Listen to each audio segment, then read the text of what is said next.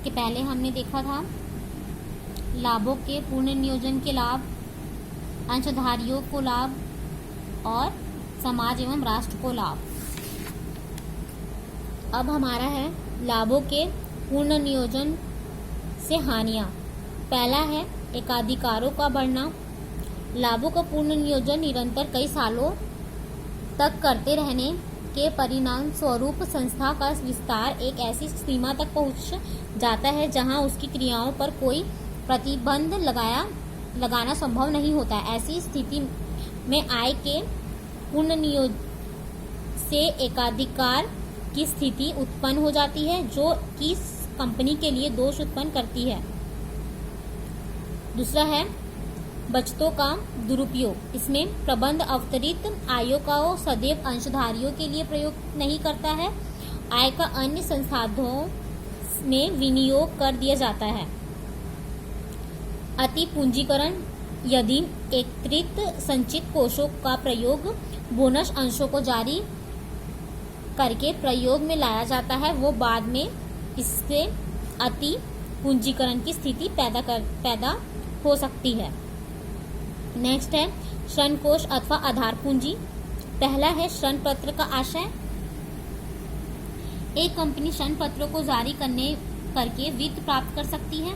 ऋण पत्र को एक कंपनी के द्वारा प्राप्ति की औपचारिक स्वीकृति के रूप में परिभाषित किया जा सकता है। ऋण पत्रों की कुछ परिभाषाएं इस प्रकार होती हैं। ऋण पत्र से तात्पर्य एक ऐसे प्रलेख से है जो या तो ऋण का निर्माण करता है या ऋण की स्वीकृति देता है, तथा कोई भी प्रलेख जो इनमें से किसी भी शर्त को पूरा करे ऋण पत्र कहलाता है। इसकी विशेषताएं हैं। पहला, विनियोग पर प्रतिफल। एक ऋण पत्र का धारक एक निश्चित तिथि पर ब्याज प्राप्त करता है, चाहे कंपनी को लाभ हो या हानि हो। वापसी की अवधि। एक ऋण पत्र के आधार को निश्चित समय की समाप्ति के बाद अपनी मूलधन राशि को वापस लेने का अधिकार होता है।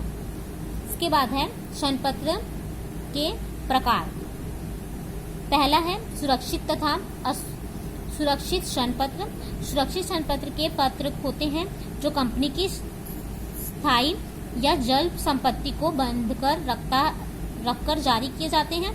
ऐसे ऋण पत्र को बांध्य ऋण पत्र भी कहते हैं। इसके दूसरी तरफ ऐसे ऋण पत्र जो कंपनी की संपत्तियों को बंद रखे बिना जारी किया जाते हैं। इसके बाद है शोध तथा अशोध ऋण पत्र। शोध ऋण पत्र वे होते हैं जो शोध आधार पर जारी किए जाते हैं या इस शर्त पर जारी किए जाते हैं कि उनका एक निश्चित समय के बाद भुगतान कर दिया जाता है। अशोध ऋण पत्र वे होते हैं जिनका भुगतान कंपनी के जीवन काल में नहीं होता, परंतु ऋण भुगतान के लिए देय केवल कंपनी के समापन के समय ही होता है या जब ब्याज नियमित रूप में देय होता है भुगतान ना किया जाए। इसके बाद आप लोगों का ऋण पत्रों के लाभ हैं, उसकी हानियां हैं।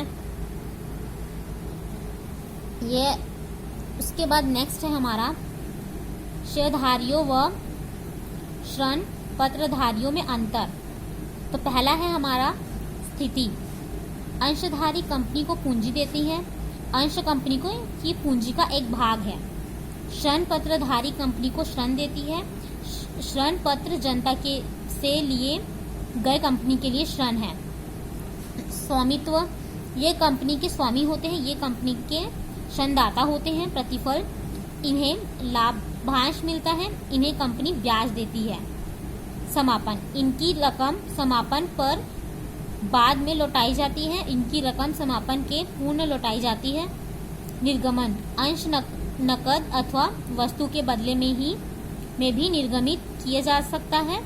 ऋण पत्र सदैव नकद रकम के बदले निर्गमित किया जाता है।